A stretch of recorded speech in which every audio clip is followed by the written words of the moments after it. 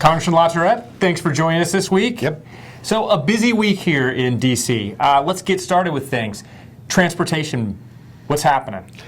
Well, actually, next week is going to be Transportation Week on the Hill, and so a lot of stakeholders are coming to Washington to talk to their members of Congress and senators about the issue of transportation.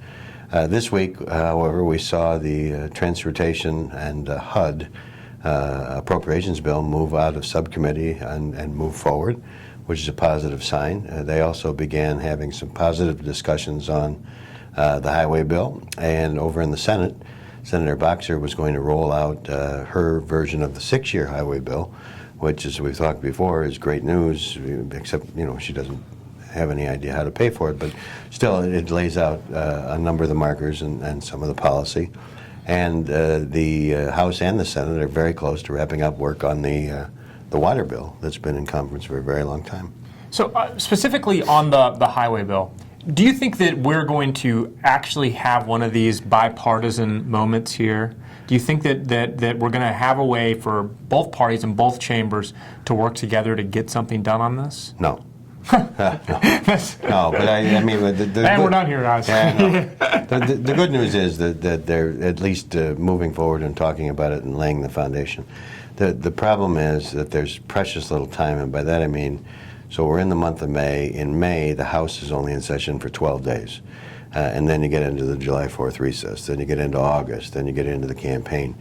And so to actually have the time available to come up with thoughtful policy and a long-term bill and work out not only the intra-party problems, but the inter-party problems, it really can't be done. And so what you are looking at is an extension.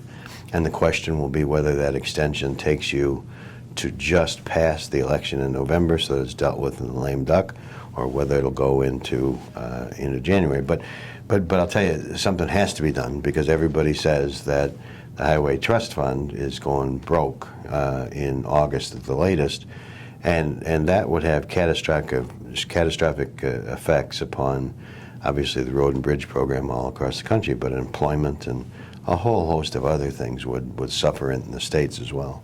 Well, one of the things you mentioned that also got underway this week is the appropriations process. Talk to us a little bit about that.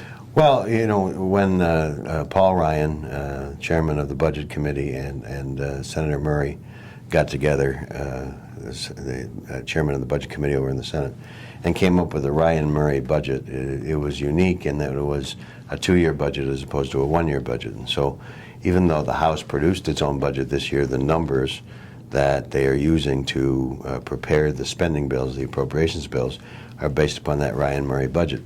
And that's really given them the chance to jumpstart some of these things. So as I mentioned, you have the Transportation HUD bill moving forward, and you have concurrently a number of appropriations bills going into the pipeline. And at least if you listen to the chairman of the full committee, Hal Rogers of Kentucky, he thinks he'll have all of the bills on the floor in regular order and actually pass them and get them over to the Senate. The Senate's working in a similar track.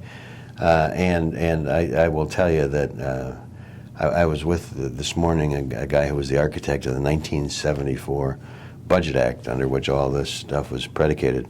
And he told me that only 3 times since 1974 have they actually gotten to the point where all the bills have been on the floor and the work's been completed. So it's not something that happens on a regular basis. But again, I think it's at least encouraging. And unlike the answer I gave on your transportation question, there is some good bipartisan work going on in most of the spending bills.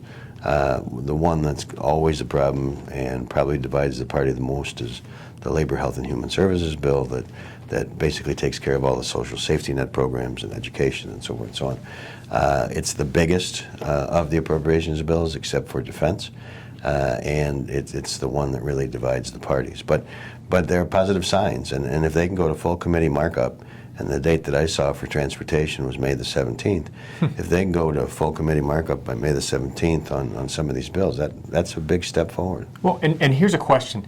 Have we learned a lesson from the 2-year deal that was reached, the Ryan-Murray budget deal? I mean, obviously, the appropriations process, this is the smoothest I think I can remember in my lifetime that people have been talking about how it's going to work. It's the most optimistic, especially considering how dysfunctional D.C. has been. Do you think that we've learned something from that deal that can or will be replicated moving forward? Well, there's been a movement for a number of years to go to a 2-year budget cycle because it just takes the pressure off. And so you have one hard year, and then you have 1 year where everything's sort of on autopilot when it comes to what the top line numbers are.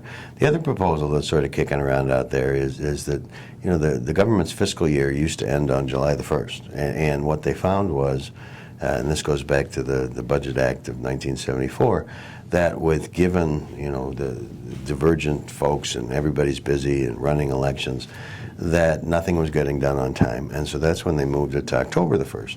There is a move afoot, in addition to the 2-year budget, to say, you know what, we should really make it January, like 15th or something, because that way you can get through the election, you can have a lame duck where a lot of good work can happen, and then you have the beginning of the new Congress to sort of give the members of Congress the opportunity to actually complete their tasks, and so you're not winding up with these omnibus bills, which are really a disaster, because if you're a very conservative member and you don't like spending, a lot of spending gets packed in there.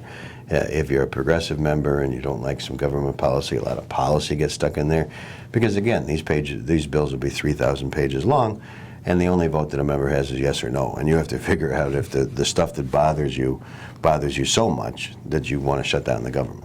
Well, you mentioned earlier that one of the reasons why we may not see things happen as smoothly on the transportation side is because we're entering the election season. Yeah. Let's talk a little bit about, we had primary elections this week in Indiana, Ohio, and North Carolina. Talk to us a little bit about what happened. Well, the trend, at least on the Republican side, seems to be continuing, where the history of the Tea Party and their successes to this moment in time has been to go into off-year elections where there's a low turnout and energize a segment of the Republican base to select their nominee as the nominee of the Republican Party. What's changed going into this cycle is that, one, they're not catching people by surprise anymore. Two, that people are investing resources to sort of level the playing field and fight back. And as a result, in Indiana, North Carolina, and also Ohio, last night, there was not a Tea Party challenger who unseated or defeated or displaced a sitting member of Congress, and that's a big change. And with each day, more primaries are taking place. The next big ones are May the 13th and then May the 20th, and there's going to come a time when this has sort of become a self-fulfilling prophecy where already the media wants to write that this is the death of the Tea Party. I don't believe that, but what I do believe is that the establishment Republican Party, or whatever you want to call us, has sort of perked up and said, we have to be all about maintaining the majority in the House. We have to be all about capturing the majority in the Senate, and if you're a Republican, electing a Republican president in 2016, and stop this internal business going on. And to this moment in time, it seems to be working. The other thing that, my favorite thing about this election cycle is that, if you remember Claire McCaskill in the race against Todd Akin in Missouri, everybody thought she was a goner. And she dumped about $2 million into the primary, even though she didn't have a primary, propping Congressman Akin up as the most conservative guy and this, that, and the other thing. That actually catapulted him to the Republican nomination, and then she slaughtered him in the fall. You saw that recently down in North Carolina, where Senator Kay Hagan took out advertising and said that the Speaker of the House down there, Tillis, was, he wasn't the real deal, and he really wasn't against Obamacare, which Republicans don't want to hear that from a Republican nominee.